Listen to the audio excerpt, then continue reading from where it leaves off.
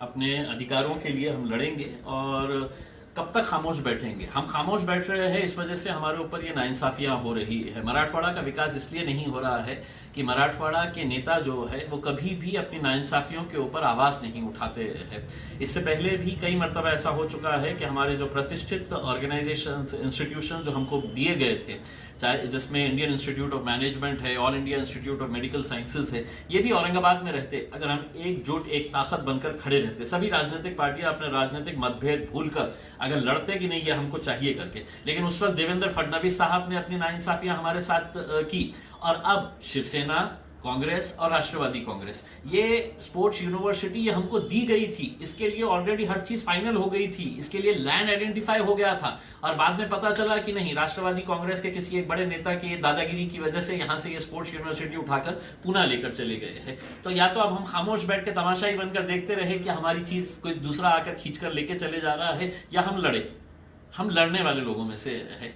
हम खामोश बैठकर सिर्फ महज राजनीति करने वाले लोगों में से नहीं है जो सिर्फ चुनाव के वक्त में आएंगे, धार्मिक मुद्दे बनाएंगे, शहर का नाम बदल दो इसके ऊपर चर्चा करेंगे, हिंदू मुसलमान करेंगे उसमें। ये विकास के काम की भी जिम्मेदारी आप सरकार के अंदर बैठे हैं, आपकी है, और अगर आप नहीं करेंगे तो हमको ये पूरा अधिकार है, आपसे हम सवाल करेंगे। और यही सवाल करने के लिए 15 अगस्त के दिन हम सुबह 9:30 बजे वहां पर डिवीजन कमिश्नर ऑफिस के पास पालक मंत्री सुभाष देसाई साहब आ रहे हैं। हम उनको अपनी नाराजगी जाहिर करेंगे। हम लोकतांत्रिक तरीके से जो आंदोलन करने का अधिकार हमको दिया गया है हम उसका पूरा इस्तेमाल करेंगे, और वहां पर उनको काले झंडे दिखाएंगे और बताएंगे कि हम नाराज है इस फैसले से, और हमको बताओ ये कि किसके बोलने के ऊपर ये स्पोर्ट्स यूनिवर्सिटी यहाँ से हटाई जाती है करके, और क्यों सेना के, कांग्रेस के और राष्ट्रवादी कांग्रेस के लोग हैं तो खामोश बैठे हुए हैं। कि ये सिर्फ अपने नेताओं के तलवे चाटने के लिए बैठे हैं? इनको अपने जिले से, अपने शहर से कोई मोहब्बत नहीं है? इनको अपने बच्चों के भविष्य के बारे में सोचना नहीं है?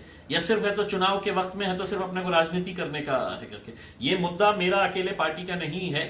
मैं औरंगाबाद की तमाम जनता से यह अनुरोध करूंगा कि कल सड़क के ऊपर निकल कर आइए, और पुलिस वालों से यह अनुरोध करूंगा कि अगर हमको कल यहाँ पर रोके तो मैं आपको साफ कह रहा हूं कि जहां जहां पर भी पालक मंत्री के कार्यक्रम रहेंगे वहां पर हम पहुंचेंगे, चाहे उसके लिए हम एयरपोर्ट तक क्यों ना जाना पड़े। हम एयरपोर्ट तक उनको विदा करने के टाइम के ऊपर तक हम उनका पीछा करते रहेंगे। हम अपना लोकतांत्रिक तरीके से, इम्तियाज जलील कोई अपने जाती तौर के ऊपर है तो अपने लिए कोई महल नहीं मांग रहा है करके, मैं अपने लोगों ने मुझे चुनकर दिया है तो विकास के कामों के लिए चुनकर दिया है, और ये विकास जब हमारे पास करीब आता है तो इसको कौन खींच कर लेके जाता है, इसका जवाब देना पड़ेगा। शिवसेना को देना पड़ेगा, राष्ट्रवादी को देना पड़ेगा, और कांग्रेस को भी देना पड़ेगा।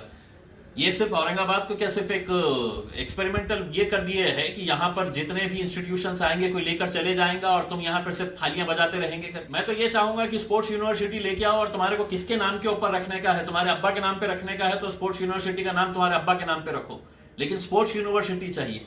यहाँ पर यही तो ये है कि उसमें लाता कोई और है, फिर शुरू हो जाता है कि इसको ये नाम दो, उसको वो नाम दो, इसी इसके अंदर है हम खत्म हो जा रहे हैं। उसमें विकास का मुद्दा है, सब साथ में मिलकर करेंगे, और सबकी नैतिक जिम्मेदारी है। मैं तो तमाम राजनीतिक पार्टी के कार्यकर्ताओं से अनुरोध करूंगा कि आप लोग एक मर्तबा तो सड़क के ऊपर आओ, अपने शहर के लिए, अपने जिले के लिए, उसमें आप नेतृत्व करो। मैं कार्यकर्ता बनकर आपके पीछे खड़े रहता हूँ।